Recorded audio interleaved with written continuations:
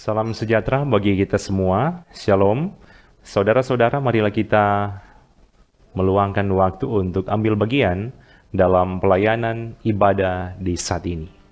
Di awal ibadah ini, marilah kita mendengarkan nyanyian yang berjudul Atas Bukit yang Jauh.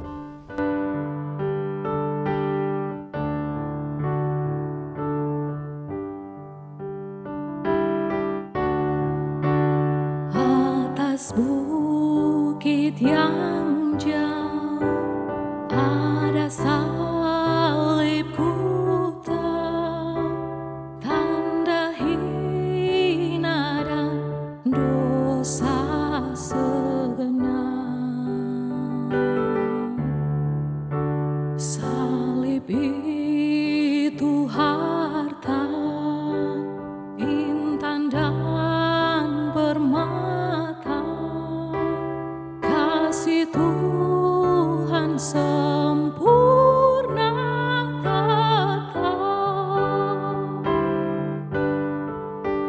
Biar aku peluk salibnya, hingga Tuhan kelak datang segera. Ganti salib kelak Yesus beri sesudah perang, mahkotanya kekal dan senang.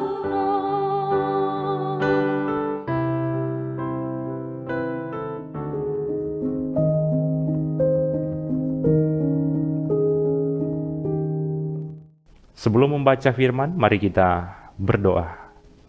Tuhan Allah yang kami kenal lewat Yesus Kristus, sungguh kami bersyukur kepadamu Tuhan, karena sebagai orang-orang yang percaya, di hari ini kami boleh diperkenankan ada dalam penghayatan hari kematian Yesus Kristus. Kiranya lewat momen penghayatan ini membuat kami semakin mencintai Tuhan dalam kehidupan kami setiap hari. Di saat ini kami rindu untuk membaca firman-Mu. Tuntunlah kami semua, supaya kami boleh fokus dalam pembacaan dan perenungan firman ini. Dalam nama Yesus Kristus kami berdoa. Amin. Firman Tuhan di hari ini dalam Matius 27, ayat 39 sampai 40.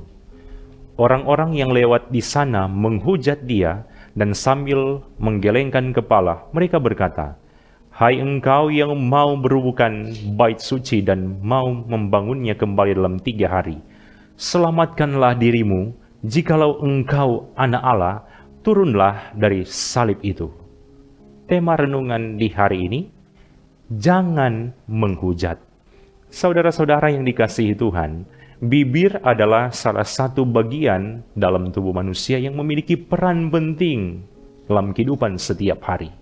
Bibir dapat memperlihatkan bagaimana karakter diri kita. Bibir dapat menentukan hubungan kita dengan sesama, bahkan hubungan kita dengan Tuhan. Saudara-saudara, apakah kita pernah dihujat atau dihina oleh banyak orang? Dihujat oleh 1 atau 2 orang pasti akan terasa tidak mengenakan. Apalagi jika kita dihujat oleh banyak orang, pasti akan sangat menyakitkan. Saat sudah disalibkan di Golgota, dan setelah mengalami rentetan penyiksaan yang sangat kejam, ternyata penderitaan-penderitaan yang dialami Yesus belum berakhir. Dalam keadaan yang tak berdaya, Yesus masih mengalami sesuatu yang sangat memiriskan, yaitu menjadi tontonan bagi banyak orang. Golgota adalah suatu lokasi yang berdekatan dengan jalur yang biasanya dilewati oleh orang-orang yang ingin ke Yerusalem merayakan Paskah. Orang-orang yang lewat bukan sekedar melihat, tapi yang memiriskan, mereka juga menghujat dia dan menggeleng-gelengkan kepala. Sambil berkata, itu yang bisa kita baca di ayat 40. Saya bacakan dalam terjemahan Alkitab bahasa Manado, supaya orang bisa memahami ini lebih mudah. Yang berkata begini, Hei, ngana to bilang kalau ngana boleh mau serubu tu rumah ibadah pusat, kong mau baking ulang dalam 3 hari. No kalau memang ngana anak Allah, seselamat jo ngana pediri, kong turung jo dari tu salib itu. Sikap dari orang-orang banyak yang menghujat Yesus adalah gambaran orang yang senang melihat penderitaan orang. Ini tentu bukanlah sikap yang patut diteladani. Ini memberikan pengajaran bagi kita supaya jangan orang jadi orang yang susah lihat orang senang dan senang lihat orang susah. Saudara-saudara, apakah di saat itu Yesus tidak mampu untuk membebaskan dirinya? Apakah Yesus tidak mampu mengeluarkan paku yang tertancap? Apakah Yesus tidak mampu membungkam mulut-mulut orang yang menghujatnya? Apakah Yesus tidak mampu membalas semua orang yang menyiksa dan menghujatnya? Jawabannya, tentu bisa. Tapi mengapa Yesus tetap sabar, rela terlihat hina, rela merasakan bermacam-macam siksaan sampai mati di kayu salib? Jawabannya hanya singkat, tapi maknanya sangat besar, yaitu because Jesus loved us. Karena Yesus mencintai kita semua. Cinta dari Yesus bukan sembarang cinta, tapi gambaran cinta sempurna yang dibuktikan lewat tindakan nyata. Mari kita renungkan kalimat ini dengan sungguh-sungguh, supaya peristiwa Yesus yang rela tertancap dengan paku di kayu salib membuat momen tersebut juga tertancap dalam hati kita masing-masing.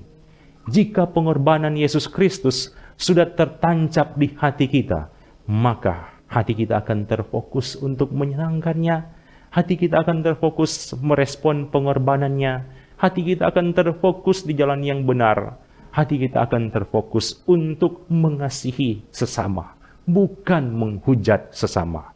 Memotivasi kita semua, marilah kita menjadi pribadi-pribadi yang memfungsikan mulut kita dengan baik dan benar. Jangan menjadi orang yang suka menghujat atau memfitnah orang lain. Tindakan menghujat dan merendahkan orang lain tanpa kita sadar membuat kita terlihat seperti orang-orang rendahan di mata Tuhan. Selain itu, tindakan suka menghujat atau memfitnah akan membawa kita kepada kebinasaan. Bandingkan 1 Korintus 6 ayat 10. Oleh karena itu, marilah fungsikan torang pemulut untuk hal-hal yang bermakna seperti memuji nama Tuhan, mengucapkan kata-kata yang memberikan kesejukan hati, kata-kata yang enak didengar, kata-kata yang memberikan semangat, dan sebagainya.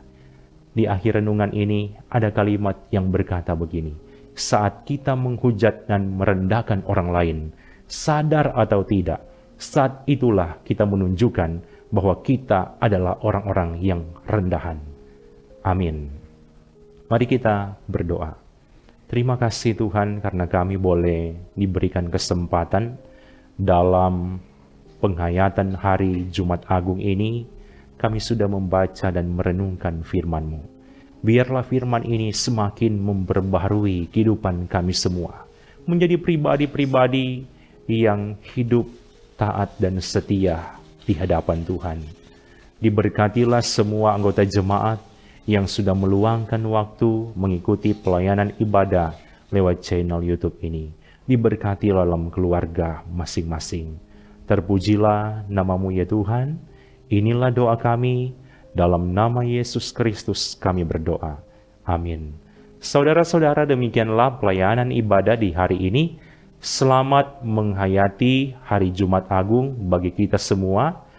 Tuhan Yesus memberkati kita bersama keluarga masing-masing.